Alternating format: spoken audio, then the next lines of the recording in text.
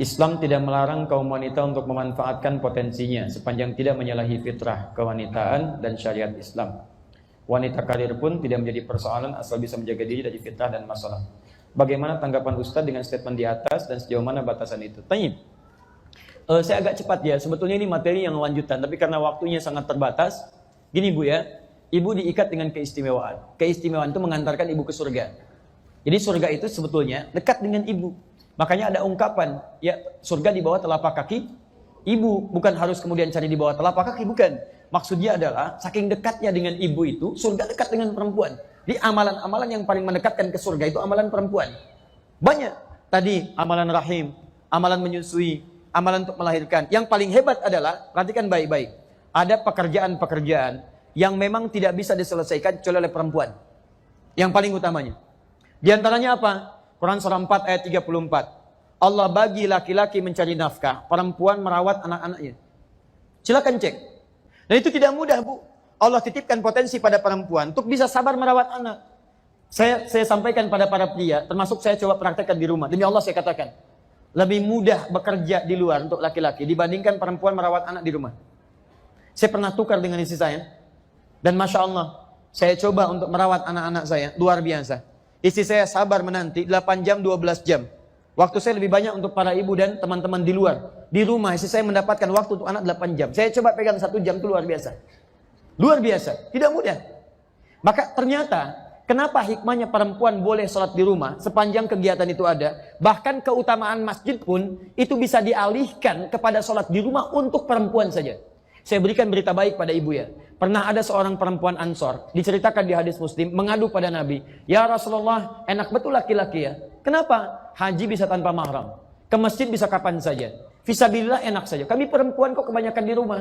Lihat kata Nabi jawabannya. Kata Nabi, sampaikan pada teman-temanmu itu. Perempuannya bingung. Dari mana Nabi tahu? Rupanya sebelum berangkat dia diskusi dengan teman-temannya, diajukan. Persis seperti kertas ini, dituliskan, disampaikan. Baik, lihat baik-baik. Ini nubuah ya. Sampaikan pada teman-temanmu apa yang dikerjakan para suami di luar rumah, maka perempuan akan mendapatkan bagian pahalanya sepanjang dia ridho dengan semua itu. Di ibu misalnya, siapkan suami Jumatan. Pak, ini pakaiannya ya. Pak, ini minyak wanginya ya. Pak, jangan telat ke masjid ya. Suami berangkat ke masjid. Demi Allah saya katakan, semua amalan suami ketika dikerjakan di masjid, ibu dapat bagian pahalanya tanpa dikurangi sedikit pun.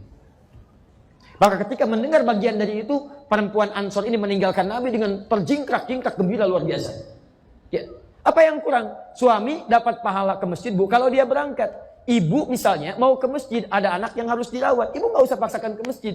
Ibu sholat di rumah, rawat anak dengan baik. Pahala ibu sholat di rumah sama dengan pahala laki-laki ke masjid. Laki-laki ke masjid setiap langkahnya dihitung pahala. Langkah pertama mengangkat derajat. Langkah selanjutnya menggugurkan dosa. Ibu merawat anak, setiap rawatannya melahirkan pahala. Menggugurkan dosa-dosa ibu. Sendiri. Masuk ke masjid dapat 25 kebaikan. 1 ke 2 500 tahun. 2 ke 3 500 tahun. 3 ke 4 500 tahun. Ibu merawat di rumah, pahala dapat yang senilai dengan serupa. Senilai dengan yang serupa. Saya kembalikan karena itu, jangan merasa kecil. Kalau dalam kesempatan tertentu, ibu belum bisa ke rumah, ke masjid. Belum bisa ke rumah Allah sepanjang ada uzur yang harus berlaku di rumah. Nah kedua, Ustadz bagaimana dengan statement tadi? Perempuan bisa bekerja seperti laki-laki. Perempuan diperkenankan boleh dia menyalurkan hobi, bakat, aktivitasnya sepanjang tidak menggugurkan kewajibannya di rumah. Itu pun sepanjang tidak membuat dia lelah. Litashqa dalam bahasa Quran, supaya nggak capek. Ya kalau ibu merasa misalnya bisa merawat anak dengan baik, terjaga dengan baik, ibu ingin salurkan hobi. Seperti dulu misalnya Sayyidah Aisyah pernah mengajar sepeninggal Nabi SAW. Kemudian ada sahabat-sahabat Nabi yang jadi perawat, perempuan, sahabiah, jadi perawat. Dimaaf, yang laki-laki berperang, yang perempuan yang mengumpulkan anak panah. Ada yang merawat luka dan sebagainya. Ada yang jadi pengajar, nggak ada masalah. Dokter perempuan, maaf, yang mengandung siapa? Perempuan. Yang melahirkan siapa? Kok bisa yang mengandung perempuan yang periksa laki-laki? Berarti kan mesti ada dokter perempuan kan? Dokter perempuan yang meriksa perempuan, yang bantu kelahiran perempuan dan sebagainya, mesti ada. Ada pengajaran untuk perempuan, fikih perempuan bagus dibahas oleh perempuan. Karena ada masalah-masalah perempuan yang sangat spesifik, yang barangkali ketika disampaikan oleh laki-laki, banyak keraguan di situ. Ya banyak kemudian hal-hal yang tidak lancar disampaikan, perempuan langsung disampaikan. Karena itu ketika Nabi ditanya, menyampaikan pada Asma, ya Asma, kalau sudah beranjak remaja begini, kamu tutupi seperti ini. Asma nggak paham. Siapa yang meneruskan? Aisyah. Kata Sayyidah Aisyah, Asma, maksud Nabi itu mesti begini, begini, begini. Nabi tidak menyampaikan dengan terang, membuat bahasa kiasan, bukan karena Nabi tidak mampu menyampaikan, karena khawatir keluar bahasa-bahasa yang kayaknya agak canggung disampaikan. Nah, Aisyah yang meneruskan itu.